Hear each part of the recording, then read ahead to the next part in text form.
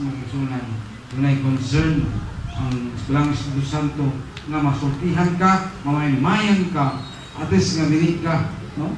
Dili ka makikatulog, dili ka no? Makalimot, no?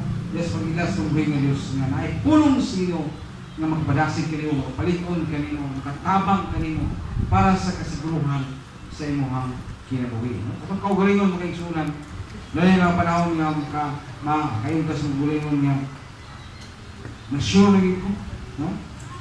Nga magkatod ko sa dapit ng gihatag sa Diyos ng pabor ka natin. Pero usa lang kutang nga kung mga pagdasig, kung mga paglikon sa atong kinabuhi, ayaw lamang yung undang na ang kasi ang ngayon dili undamon mga igsunan, pagtuon, pagsabot, pagbasa, pagpa-correction sa atong kinabuhi, pagpahatag nato, paggiya ka nato, yung ispulong sa Ginoo, aron nga matagan pagita o kasiguruhan sa atong kinabuhi. Daghang kayo mga katawhan, nadugay na nangalagad sa Ginoo, wala pa ganay bilang nangalagad sa Ginoo, natingala pa, nawala man sila. Balik man sila sa kalimutan, ano man to sila?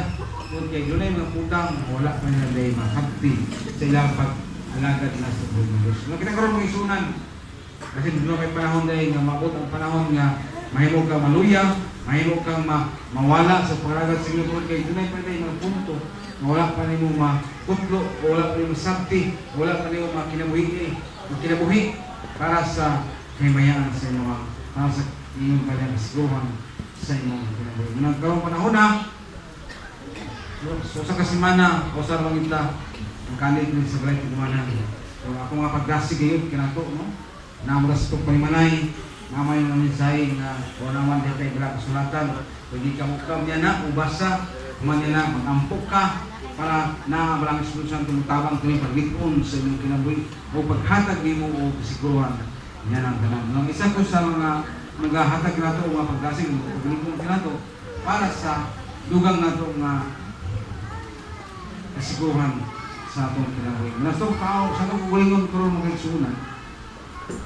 Nya magita karon ng alagad sa buhay ng Dios sa pagkita kita nga parayon ta sa pangalagad sa Ginoo ato ni parayon samtang nitong balik ang Ginoo.